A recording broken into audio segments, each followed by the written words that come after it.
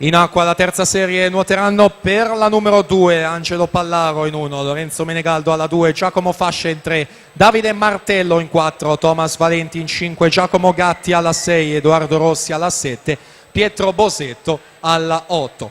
E dunque ancora in zona podio, premiazioni della Rana, 50 metri, categoria ragazze, terzo posto il bronzo per le 3 piscine, Arianna Zanon.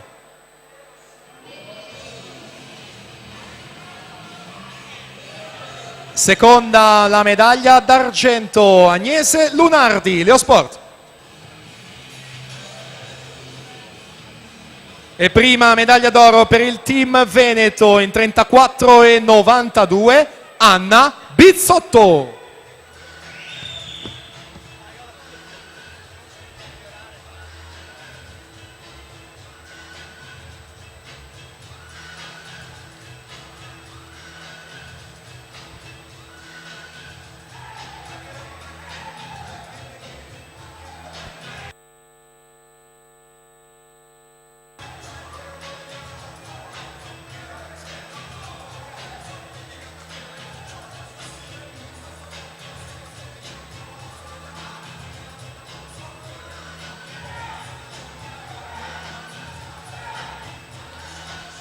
Prossima premiazione 50 rana assolute, terza bronzo per la Polisportiva Riccione, Jessica Jacoponi.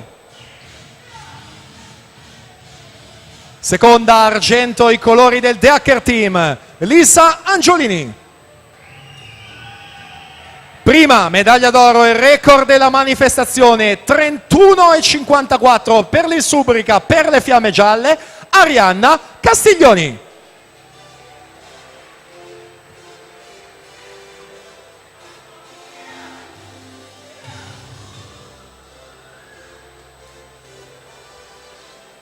Intanto continuiamo naturalmente l'alternanza zona podio e vasca perché si completa anche la serie numero 3 dei 2 misti al maschile con Enrico Capodaglio che la spunta in 2,12 e 50. Già pronti i ragazzi della seconda serie.